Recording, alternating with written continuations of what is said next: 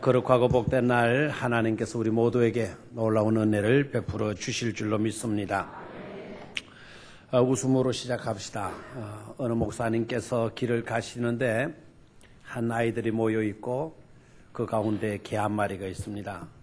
그리고 서로 언쟁을 높이면서 다투고 있는 겁니다. 그래서 목사님이 가시는 길 멈추고 그 애들에게 다가갔습니다. 애들아, 너희들 못하고 있니? 이 개는 또 웬 개냐? 라고 물었습니다. 그랬더니 아이들이 대답하기를 이 개는 주인이 없는 개예요. 그런데 우리들이 서로 이 개를 자기 개라고 자기가 가지고 와서 키우겠다고 나오는 겁니다. 그래서 개는 한 마리고 우리 친구는 보시다시피 6명인데 이 개를 소유할 수 있기를 위해서 우리는 지금 시합을 하고 있는 겁니다. 무슨 시합인가? 거짓말 대회를 하고 있습니다. 그래서 최고로 거짓말 잘하는 친구가 이 개를 가지고 가기로 한 겁니다. 그런데 다들 이제 내가 거짓말 최고다라고 말을 했는데 우리로서는 누가 거짓말 최고인지 고수인지 판가름하기가 어려워서 서로 내가 거짓말 대회 1등 했다고 주장해가지고는 지금 우리가 그래서 다투고 있는 거라고. 그랬더니 목사님이시다 보니까 정색을 딱 하고 얘들아, 거짓말 대회가 뭐냐? 거짓말이라는 건 나쁜 것도 몰라? 응? 거짓말 해도 되나? 학교 성신님이 거짓말하라고 가르쳤더냐? 왜 거짓말은 거짓말이냐? 그러면서 목사님이 나는 말이야. 너희들 때 그때라도 거짓말의 그자도 몰랐단다. 그래 지금까지 나는 한마디도 지금 한 번도 거짓말 한 적이 없어. 어? 거짓말 하지 말도록 해.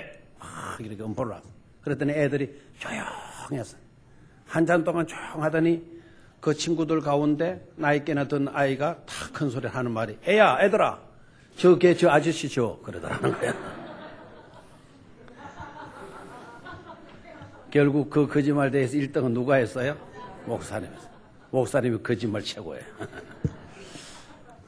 그렇다고 오늘 저 설교가 거짓말인 줄도 생각하고 엉뚱한데 마음들을 가지지 않게 되기를 바랍니다. 믿음은 바라는 것들의 실상이죠, 그죠? 보이지 아니하는 것들의 증거라고 히브리서 기자가 분명히 말씀을 했습니다. 그런데 문제는 우리가 바라는 것들이요 빛을 잃어가는 거예요.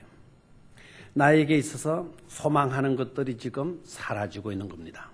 그렇게 되면 우리는 뭐라고 말을 하는 거 하니까 나 낙심했어. 나 실망했어. 이런 말을 합니다. 바라는 것들의 실상이 믿음인데 바라는 것들이 사라져 버렸다는 겁니다. 결과적으로 바라는 것들이 사라졌다라는 것은 믿음이 내게서 사라져 갔다는 거죠. 믿음을 잃었기 때문에 우리가 낙심하는 겁니다. 믿음을 잃었기 때문에 우리가 실망하는 겁니다.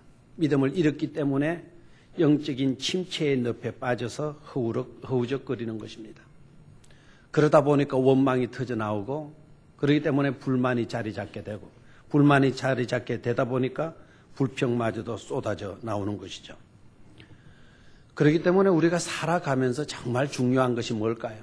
여러 가지 중요한 것들이 있을 수 있겠지만 그 중에 정말 중요하게 우리가 다루어야 될 것은 믿음의 관리입니다. 믿음 관리 잘해야만이 우리는 불평의 늪에서 침체의 늪에서 나올 수가 있고 그리고 낙심하지 않을 수 있고 실망하지 않을 수 있는 것입니다.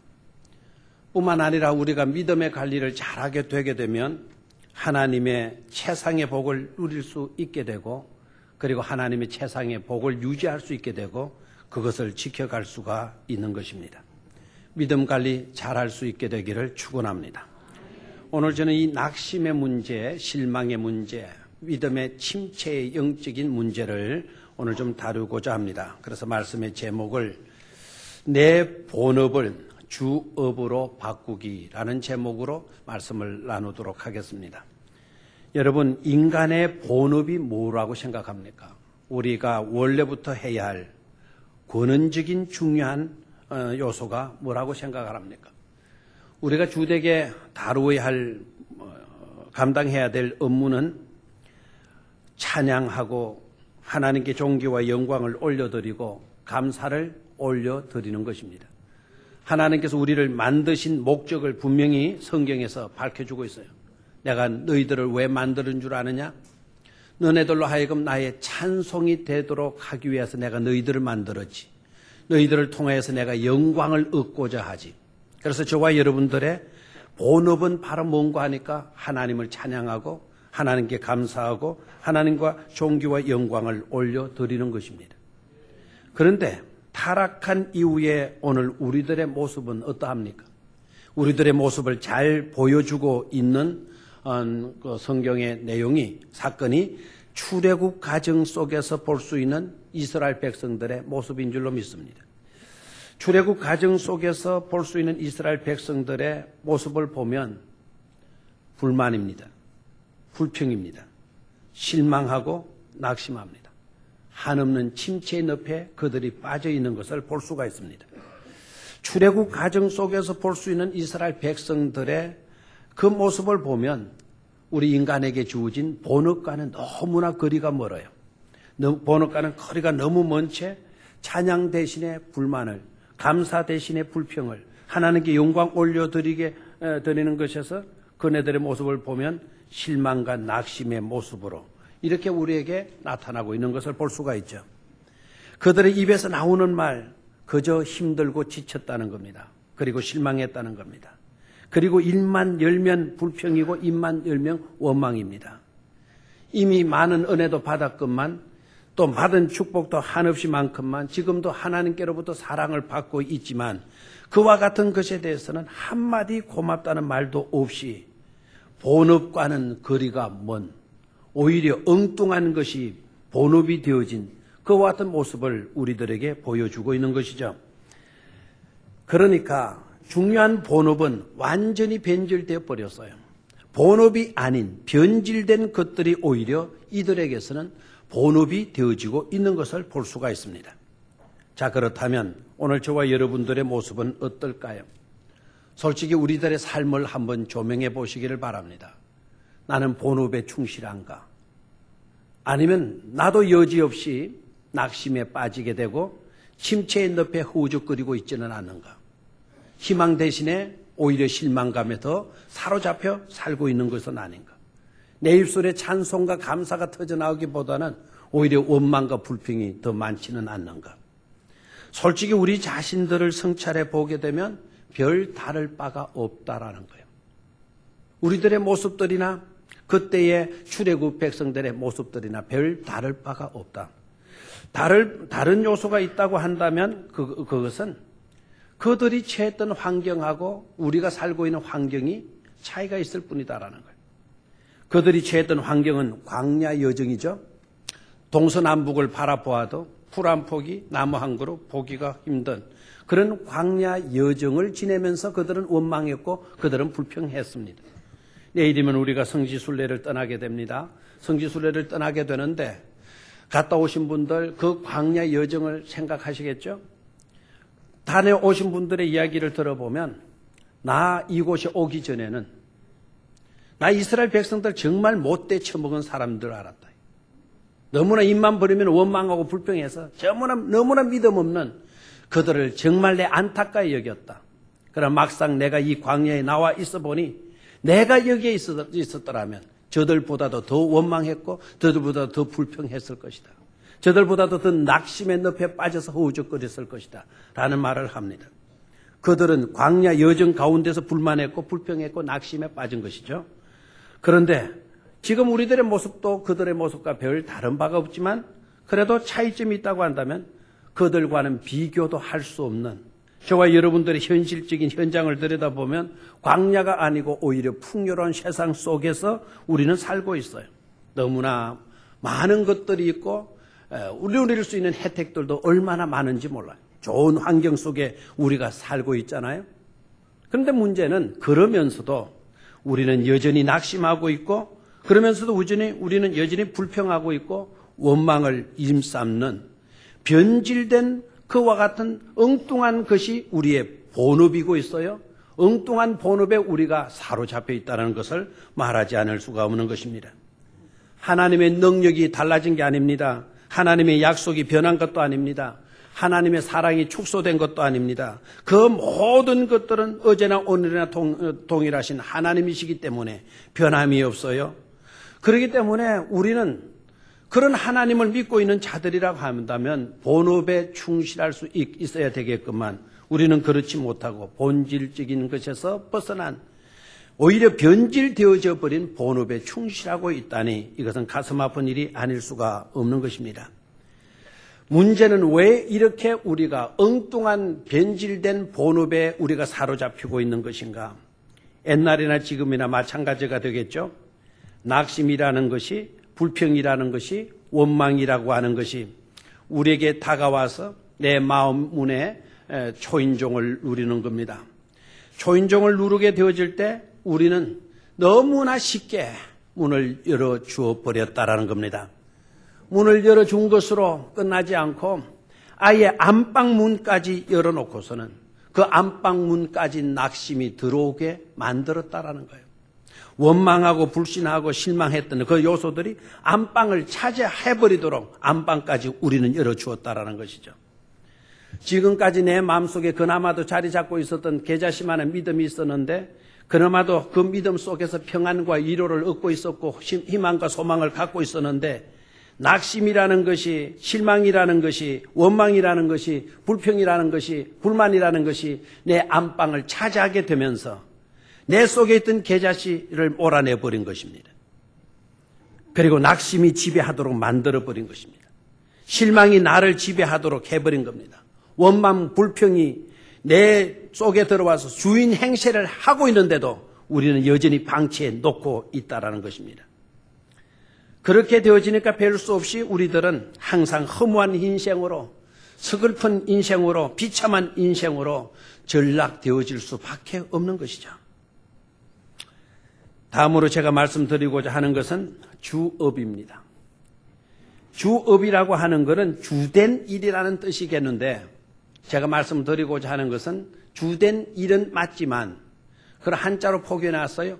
주, 임금 주자, 주인 주자를 쓰고 그리고 업업자, 일업자를 썼습니다. 이 말은 주님께서 행하시는 주된 일을 말씀드리는 겁니다. 주님께서 하시는 중요한 주업은 뭐냐? 주님께서 하시는 업무는 어떤 것이냐? 주님께서 하시는 업무는 우주 만물을 지으셨을 뿐만 아니라 우주 만물을 지금도 다스리시는 일을 하시고 계시는 것입니다. 우리 주님의 주업은 뭐냐? 역사의 주관자가 되셔서 철저하게 지금도 자신께서 약속하신 그 일을 이루시기 위하여 주된 업무를 가지시고 일하시고 계신다는 사실입니다. 또한 그 하나님은 저와 여러분들을 사랑하셔서 우리의 부족을 알기에, 우리의 연약함을 알기에 그 부족과 연약함을 채워주시고 강하게 하시기 위하여 지금도 일하시고 계시는 줄로 믿습니다. 뿐만 아니라 우리 하나님은 우리를 위해서 최상의 것을 준비하시고 그것을 공급해 주시기 위하여서 지금도 주된 업무로 삼으시고 그 일들을 감당하시고 계시는 것이죠. 구체적으로 살펴보게 되면 하나님은 낙심에 빠져 있는 자들에게 시리에 빠져서 맥없이 어깨를 축 늘어뜨리고 있는 그런 사람을 향하여 말씀하십니다. 네 머리를 들라. 네 머리를 들라고 말씀을 하십니다. 머리를 들라고 말씀을 하실 뿐만 아니라 머리를 들 수 있도록 우리의 모든 환경을 바꾸어 주신다는 말씀입니다. 여러분, 머리를 든다는 게 머리를 든다는 것의 중요성을 제대로 깨닫지 못하고 있는 것 같아요. 여러분, 머리를 든다라는 게 뭘까요? 시편 3편 3절의 말씀을 보니까 다윗은 이렇게 말합니다. 여호와여, 주는 나의 방패시요 나의 영광이시요 나의 머리를 드시는 자신이다. 아멘. 24절 4편 7절 아까 우리가 읽었죠? 문들아 너희 머리를 들지어다. 영원한 문들아 들릴지어다. 영광의 왕이 들어가시리로다. 그랬어요. 9절에서도 문들아 너희 머리를 들지어다. 영원한 문들아 들릴지어다. 영광의 왕이 들어가시리로다. 영광의 왕이 누구시냐? 만군의 여호와께서 영광의 왕이시로다 찬송했습니다. 여러분, 때때로 상황이 우리로 하여금 고개를 떨구도록 만들 때가 많지 않습니까? 너무 많은 문제에 지쳐서 소용없다고 느껴질 때 그때 우리의 어깨는 축 처지고 말지 않습니까? 실패했을 때 우리의 고개가 숙여질 수밖에 없죠. 하나님 앞에 잘못한 일들이 너무 많을 때, 죄지었을 때 우리는 경찰관 앞에서도 우리의 고개를 숙일 수밖에 없어요. 재판관 앞에서도 우리는 고개를 숙일 수밖에 없어요. 우리는 수많은 상황, 수많은 문제들 앞에서 고개를 떨굴 때가 너무 많아요. 너무 많은 문제에 지쳐서 소용없다고 느껴지면 여지없이 실망이라는 게 내게 찾아와요. 우리의 어깨를 늘어뜨리고 우리의 목에 힘을 빠뜨리게 해서 고개를 떨구게 만드는 것입니다. 그런데 하나님은 말씀하시기를, 나에게 찾아오셔서 우리에게 말씀하시기를, 얘야, 너는 지금까지 너무나 오래도록 고개를 떨구고 있구나. 지금까지 네가 고개를 떨구고 있는 그것으로 족하다. 나는 너에게 있어서 영광이니, 나는 너에게 있어서 영광이니 지금부터는 네 머리를 들도록 해라라는 것입니다. 여러분, 우리는 사극을 많이 보지 않습니까? 사극을 많이 보면 신하가 임금님 앞에 갔을 때 모습을 어떻게 합니까? 고개를 숙입니다. 여러분, 고개를 숙일 때 임금이 그 공을 이룬 신하이면서도 임금 앞에 나왔을 때 고개를 숙이고 있는 그 신하를 향하여서 뭐라고 그래요? 고개를 들라 하는 것 아닙니까? 고개를 들라.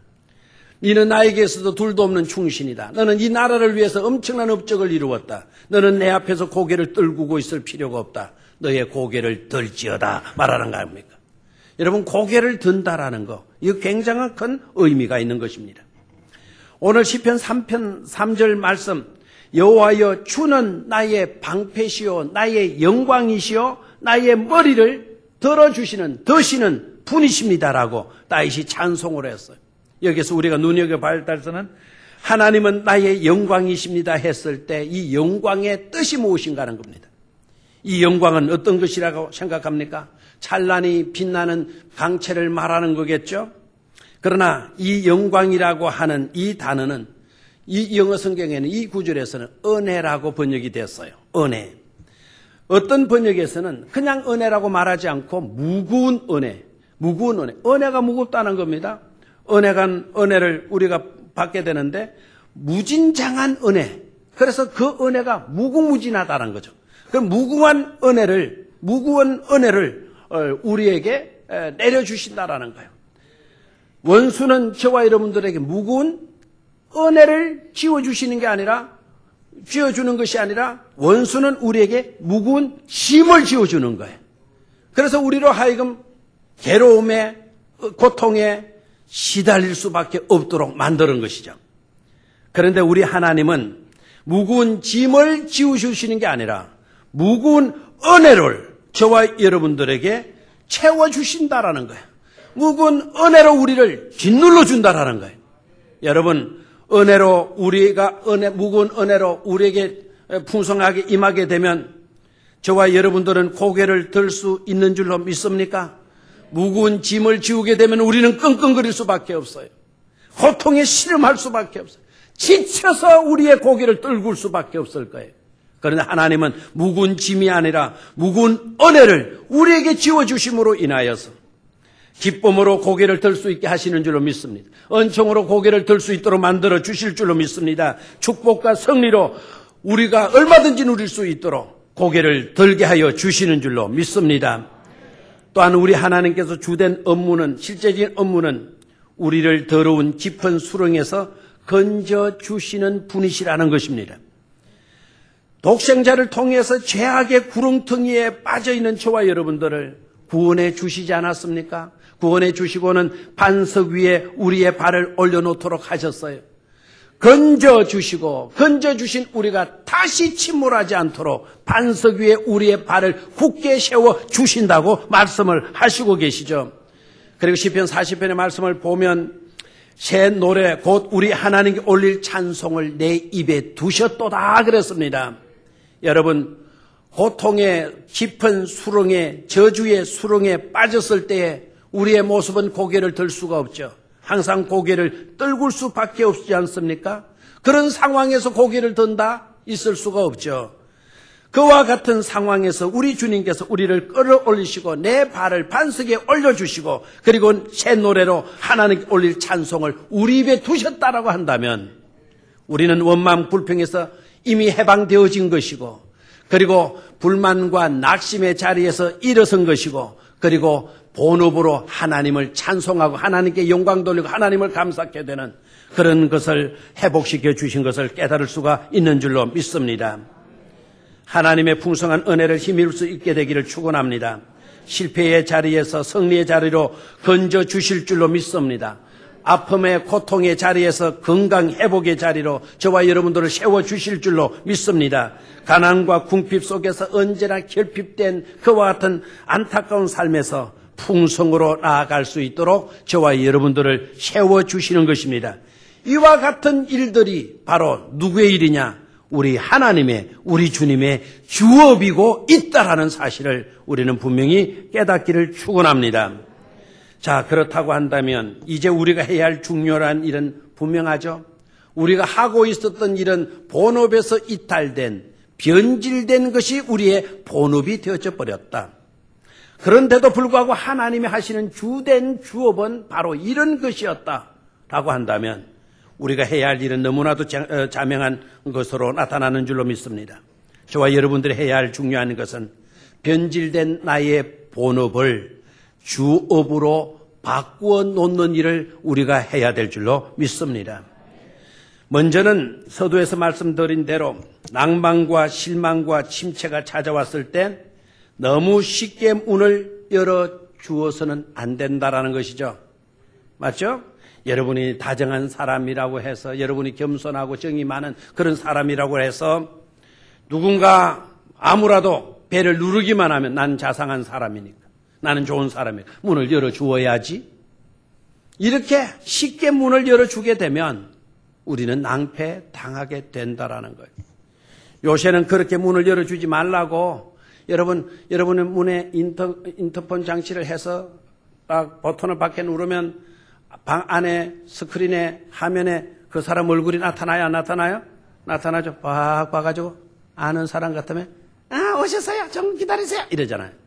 모르는 사람, 도둑놈같이 생긴 사람, 조폭두모같이 생긴 사람은 딱 했는데 예? 나갈게요. 문 열어주나요? 아니죠. 띵동 해도 문 반응하지 않는 거예요. 그건 요새 잘 만들어놨어요. 우리도 마찬가지여야 합니다.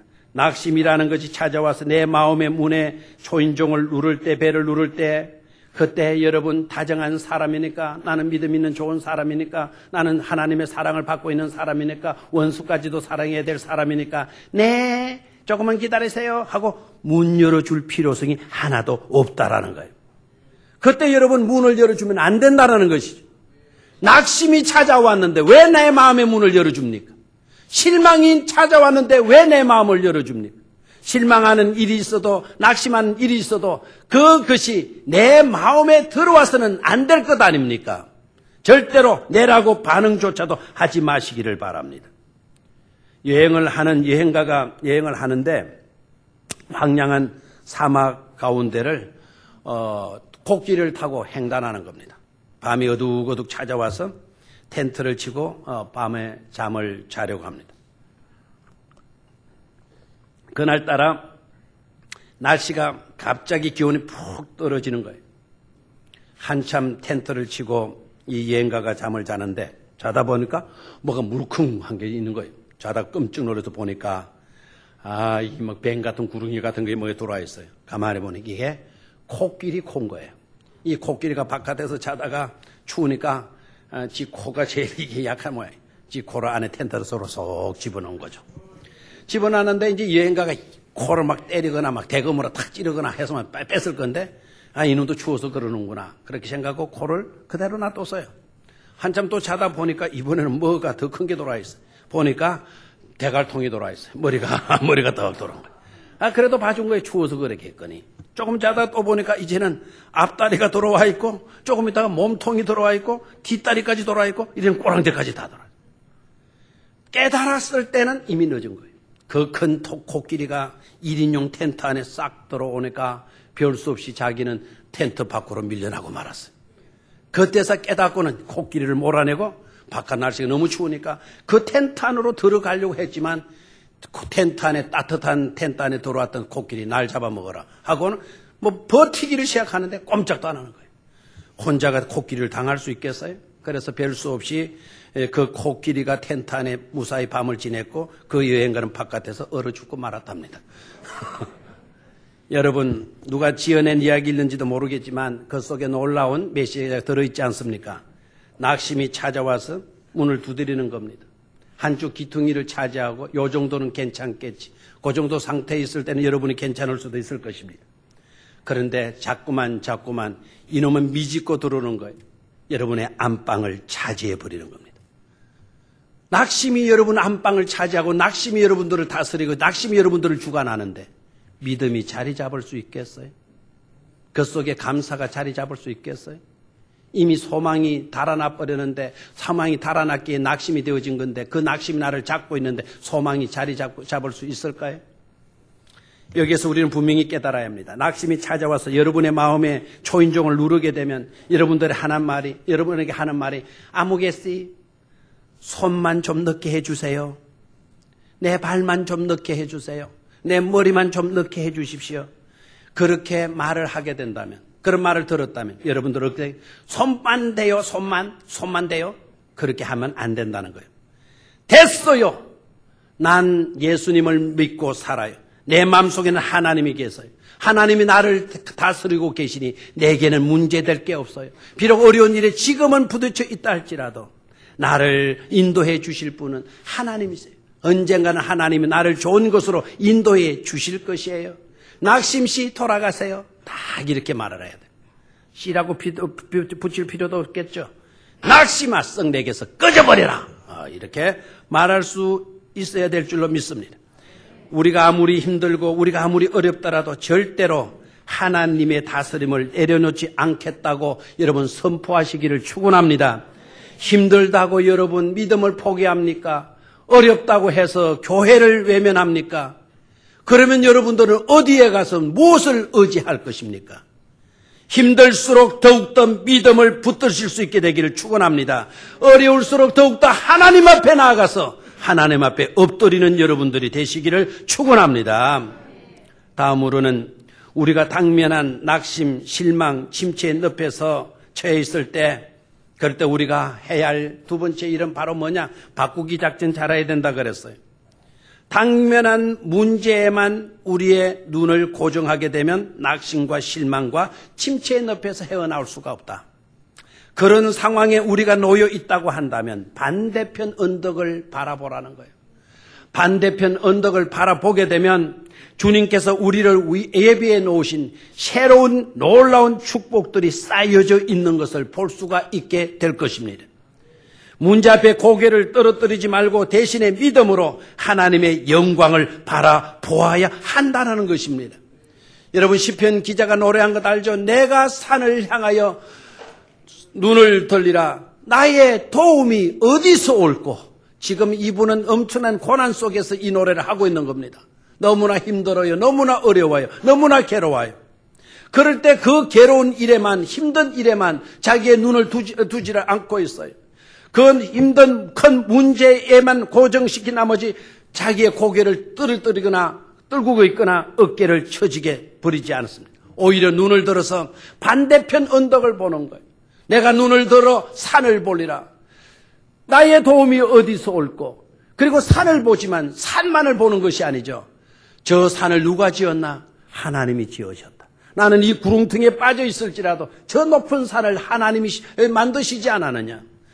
저 산을 바라보려 나의 도움이 어디서 올꼬? 나의 도움은 천지를 지으신 하나님 아버지에게서로다. 아멘. 그 골짜기에서 저 손보다도 더 높은 곳으로 나를 이끌어 주실 분은 누구이시로다? 하나님이시로다. 여러분 깨닫기를 축원합니다. 혹시 시험을 통과하는 과정 속에서 어려움을 겪고 있습니까? 문제 앞에서 끙끙거리고 있습니까? 여러분 인내하십시오. 반대편 언덕에는 여러분들은 더 나은 성진이라는 것이 여러분을 기다리고 있을 것입니다. 더 놀라운 발전과 번영과 번성이 여러분들을 위하여서 대기하고 있을 줄로 믿습니다. 요셉이 그렇지 않았습니까? 그러나 나오미는 그렇지 못하고 시리에 빠지지 않았습니까? 요셉은 어려운 낭패에 당했어요. 억울한 일 당했어요. 우리가 그 입장에 놓였다고 한다면 우리는 여지없이 낙심해 버렸을 거예요. 아마 그와 같은 낙심 속에서 우리는 캐세라세라를 부르짖었을 거예요. 될 대로 내버려라 까짓것. 우리의 삶을 엉망진창으로 만들어 버렸을 겁니다. 그러나 요셉은 그런 서러운 일을 당했고 그런 고난의 자리에 있었다 하더라도 항상 반대편 언덕을 바라본 겁니다. 창세기 읽어보면 창세기 35장 이하로 말씀을 보게 되면 요셉이 그렇게 고난스러운 일들 당했지만 그 이후로 받으면 표제가 어떻게 되면 요셉이 보디발의 집안의 모든 것을 관장하게 되었느니라 되어 있어요. 요셉이 감옥 속에 들어갔어요. 얼마나 억울해요. 그러나 요셉이 감옥에 들어가는데 감옥 모든 사람들에게서도 사랑을 받는 자가 되어졌더라 이렇게 나오고 있어요. 그리고 조금 있다 보면 요셉이 애굽 나라의 총무가 되어졌더라라고 하는 이야기가 나와요. 총리가 되어졌더라. 아멘. 요셉이 되었더라가 나와요. 지금 현실은 엄청난 수렁이고 엄청난 골짜기예요. 그런 골짜기가 없을 거예요. 그러나 요셉은 반대편 언덕을 보고 있었던 것이죠. 언젠가는 하나님께서 나를 위하여 놀라운 것을 준비해 놓고 계신다. 그때가 되면 나는 누릴 수 있다. 하나님의 복을 누리게 될 것이다. 총리가 되어질 것이다. 모든 사람들에게 축복의 통로가 되어줄 수 있을 것이다. 요셉은 그와 같은 믿음으로 그 난관을 떨쳐나갔어요. 낙심이 왜 없었겠어요? 실망감이 왜 없었겠어요? 낙심에게 문을 열어주지 않았어요. 믿음으로 전능하신 하나님을 바라보았고 장차 받게 될 누리게 될 축복을 바라보았기 때문에 그런 승리할 수 있었는 줄로 믿습니다. 그러나 나오미는 어떠합니까? 나오미는 그러지 하지 못하고 고향 땅에 돌아갔더니 마을 사람들이 그래도 이 사람들 얼마나 좋아요. 완전히 폭삭 망하고 가려는 신세로 처량한 모습으로 돌아온 나오미를 당해서 아이고 나오미가 아니라 저건 마라네 마라. 아이고 마라 같은 인생 왔다. 이렇게 말하지 않고 마을 사람들은 나오미를 어떻게 대했나요? 나오미가 돌아왔구나. 이가 나오미가 아니냐. 실패하고 돌아온 나오미. 처량한 신세로 찾아온 나오미. 그 나오미를 마라라 부르지 않고 뭐로 불러주고 있어요? 나오미로 불러주고 있어요. 그런데 나오미는 뭐라고 이야기합니까? 고맙소. 내가 이렇게 처량한 신세가 되어졌어도 나를 나오미라 불러주리 너무너무나 좋소. 당신네들의 그 말이 나에게 한없는 위로가 되어진다오. 이렇게 말해야 될 건데 나오미는 뭐라고 이야기를 하나요? 손을 저어가면서 입을 막아가면서 나를 나오미라 부르지 마세요. 난 나오미가 아니에요. 지금부터 나를 나오미라 부르지 말고 나를 뭐라라 불러라 말하라 불러라.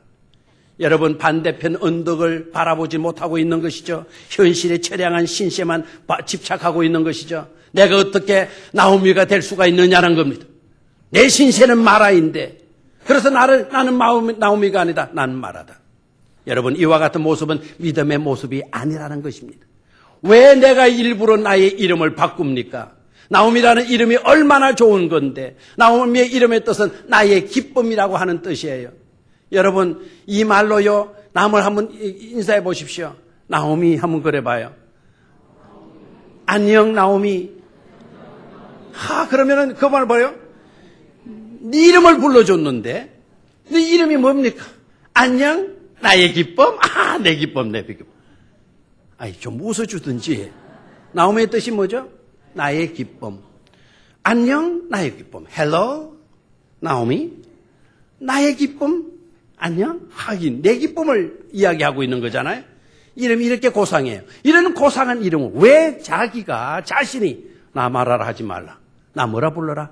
말하라 불러라. 사랑하는 성도 여러분, 하나님을 믿고 있는 저와 여러분들이 나오미를 닮았지 않았는지 모르겠어요. 우리는 축복된 하나님의 자녀입니다. 축복된 왕 같은 거룩한 제사장들입니다. 이런 고귀한 이름을 나 아니에요. 내 인생 비참해요. 나 마라예요 마라.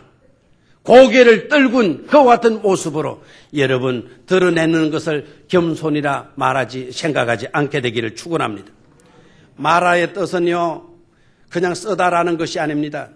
내 이름 나오미를 왜 엉뚱한 마라로 부르느냐 말이에요. 나를 그와 같은 것으로 부르지 말아라고 말하는 거예요. 나를 안 좋은 것으로 말하지 말아라고, 그게 마라예요. 알겠습니까? 불평하지 말라, 실망하지 말라, 낙심하지 말아라, 이거예요. 말아라. 그 말하지 나오미가 마라가 되어서는 안 되는 것이죠. 왜 그러냐? 우리 하나님은 신실한 하나님이시기 때문에 그런 줄 믿습니다. 절대로 하나님은 우리의 꿈을 외면하지 아니하시고 신실하신 하나님이시기 때문에, 하나님이 약속하신 것을 반드시 이루실 것이기 때문에 우리는 낙심하지 말아야 될 줄로 믿습니다. 나의 때가 올 것입니다. 여러분 때가 올 것입니다. 요셉에게 그 때가 오게 되니까 보디발의 집을 주관할 수 있는 그런 은혜를 입을 수가 있었고, 요셉의 때가 이르게 되니까 애굽의 총리 대신이 되어질 수가 있었는 줄 믿습니다. 그와 마찬가지로 저와 여러분들에게도 반드시 여러분의 때가 올 것이라는 믿음을 가지시기를 축원합니다.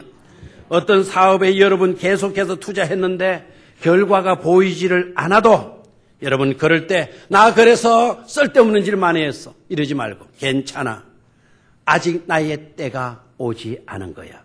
그러나 언젠가는 나의 때가 올 거야. 여러분 그렇게 믿음을 가지시라 이 말입니다. 다른 친구들은 다 좋은 집에 살고 있는데 나는 작은 단칸 셋방에 살고 있다 하더라도 여러분 괜찮아.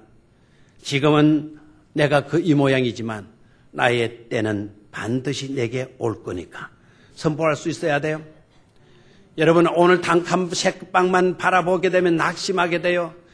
주변 친구들은 큰 아파트로 이사가는 모습을 보면 내가 초라하게 보여요. 그러나 여러분 괜찮다라고 선포하십시오. 나의 때가 오지 않은 것뿐이다 이거예요. 언젠가는 나의 때가 올 것이라고 선포하시기를 축원합니다.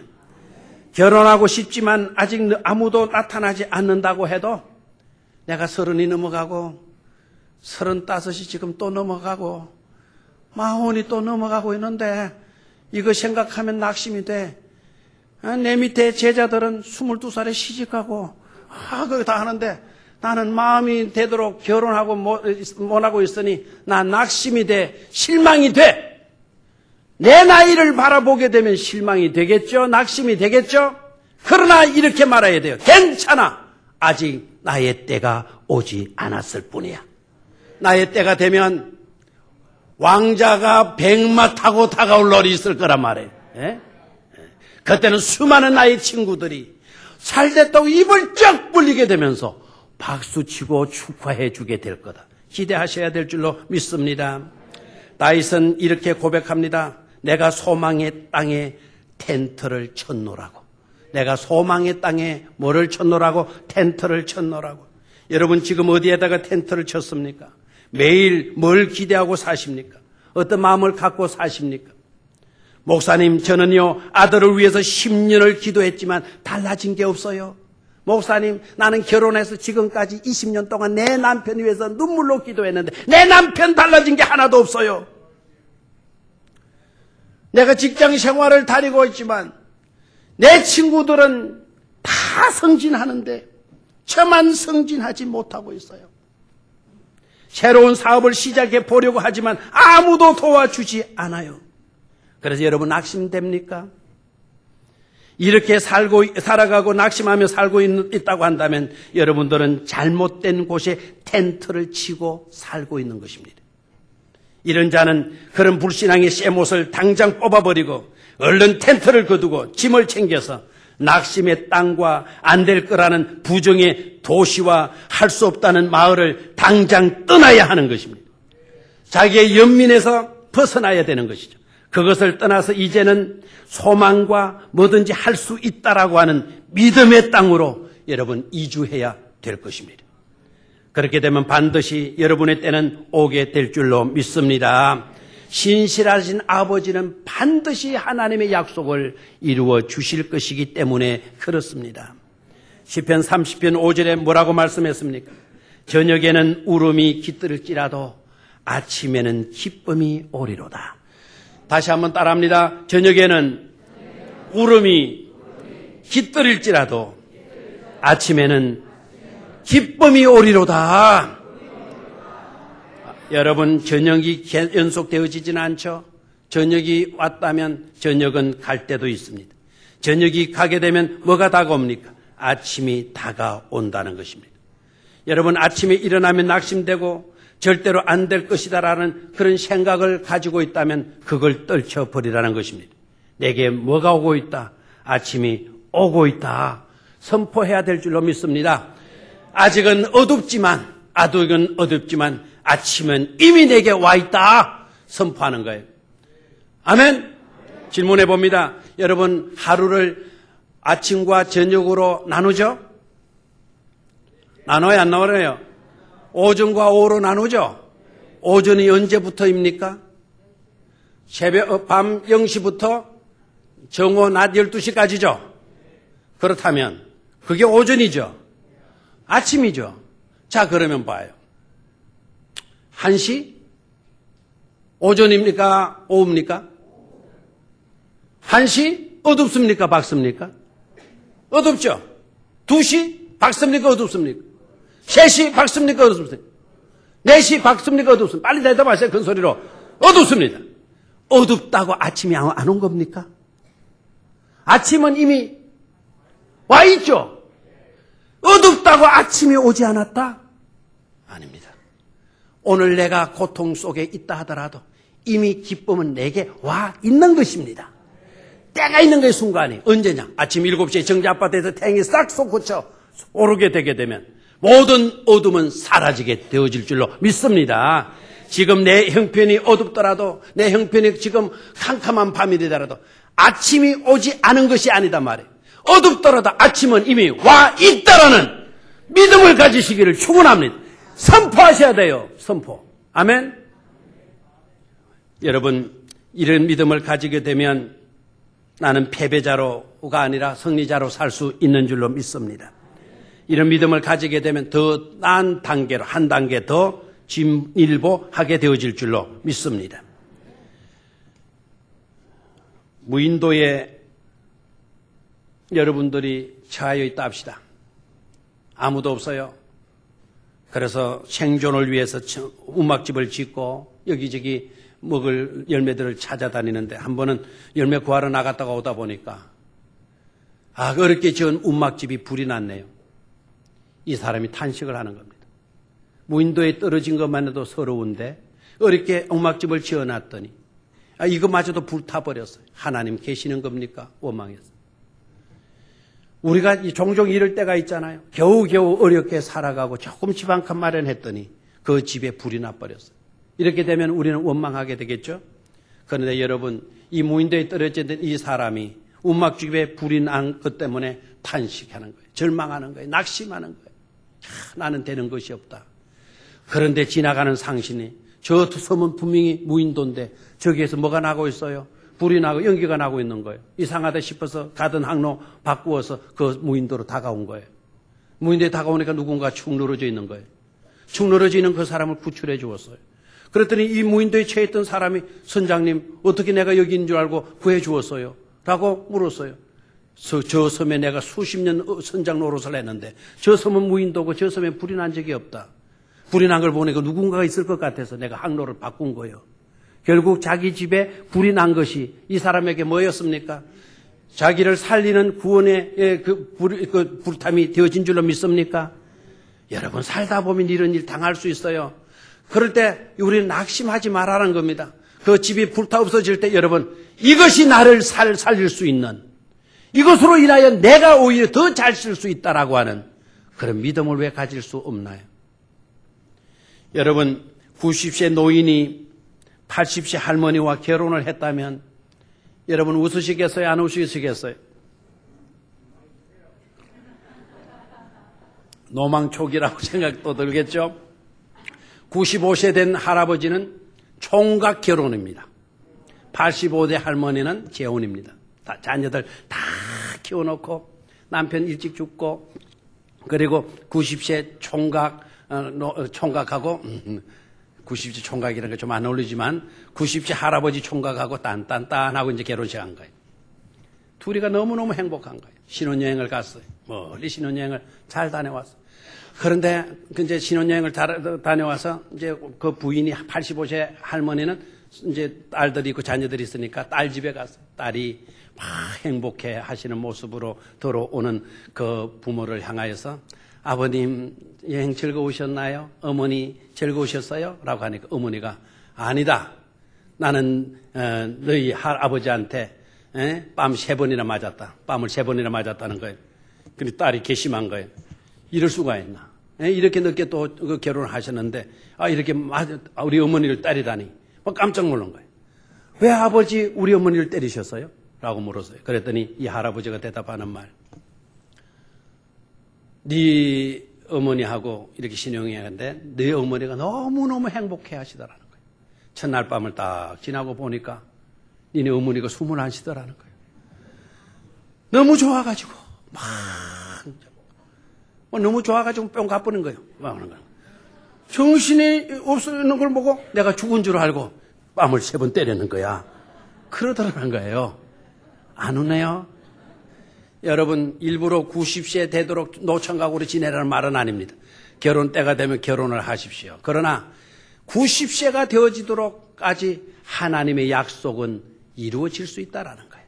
90세라도 이루어지더라도 90세 총각으로 장가 갔다 하더라도 여러분 그렇게 황홀할 정도로 행복한 신혼을 꾸려갈 수 있다라는 것을 생각하라 이 말입니다. 여러분 절대로 신앙하다가 낙심하지 마시기를 바랍니다. 좋은 일 하다가 낙심하지 마시기를 바랍니다. 저는 이번 주간에 한 주 내내 사실은 낙심과 싸웠어요. 낙심과 싸웠어요. 어젯밤에도 낙심하고 싸웠어요. 어떤 낙심이었느냐? 성지순례를 주관하면서 낙심이 됐어요. 그래서 아랫게 밤에 나 성지순례 못 간다. 어저께 밤에도 나 성지순례 안 간다. 다 선포했어요. 낙심이 되어졌어요. 낙심이 됐어요. 왜 낙심을 했느냐? 훈련을 제대로 안 받는다는 거죠. 훈련을. 그리고 우리 청년들이 소수가 참여하지만 소수가 참여했다는 것도 저를 낙심케 했고 그리고 소수가 참여했지만 이 아이들이 과연 교회에 대한 고마움을 알고 있는가? 선배들을 보내주었으니까 어렵게 우리도 가는 것으로 생각하지는 않을까? 제가 볼 때 이 아이들의 모습에서 고마움과 감사하다라는 그런 모습을 발견할 수가 없었어요. 낙심했어요. 그래서 안 간다. 차라리 나 시간 낭비 안 한다. 여러분 여행 가면 마냥 즐거움만 있을 줄 알아요? 인솔자의 짐은 얼마나 무거운 줄 알아요? 나 안 간다. 자체적으로 갔다 오시오. 장로님이 2분 가시니까 장로님들을 어디에 가서 어떤 예배 드리고 어디에서 어떻게 예배하시고 여기에서는 장로님이 하시고 저기에서는 장로님이 하십시오. 어저께 지도 그 리더한테 불러가지고 여기에서는 이렇게 하라. 공항 통과할 때는 어떻게 하라. 여행사 그 사장 각계 여행사 사장하고는 어떻게 대하라. 막 다 지시를 해놓은 상태였어요. 낙심과 싸웠어요. 낙심과. 여러분 소수의 무리가 간다 하더라도 우리 교회 청년들 약 한 100명 가까이 갔어요. 예산의 경비의 반을 우리 교회가 다 제공했어요. 그 예산이 1억이 될는지 모르겠어요. 청년들을 위하여서 젊은이들을 위하여서 1억을 예산 세워서 1억을 지원하는 교회 서울에도 없습니다. 그런데 이 아이들이 과연 갔다 와서 우리에게 기대치에 이르느냐 기대치에 이르느냐 우리 판단으로는 이르지 못했다 생각하는 겁니다. 낙심이 되는 거예요. 여러분 그러나 제가 깨달음이 오는 것은 네가 모르는 가운데 그 중에 한 사람이라도 은혜 받아서 하나님을 만나고 돌아옴으로 인하여서 일당백을 할 수 있다라는 것을 너는 생각지 못했느냐는 겁니다. 그 한 사람이 100명을 커버할 수 있는 인물이 나올 수도 있지 않느냐는 것입니다. 이번에 그런 자가 나올 수 있게 되기를 축원합니다.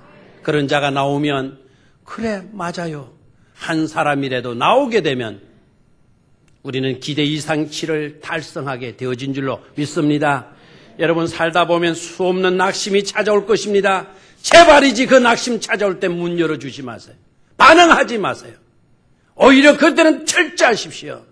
희망이 찾아오거들랑 예수님이 말씀으로 다가오시거들랑 마음의 문을 여십시오. 그리고 예수님을 중심에 모시고 주님의 다스리심을 받으시기를 축원합니다. 여러분의 인생은 확 달라지게 될 줄로 믿습니다. 자, 오늘 말씀의 제목은 뭐였습니까?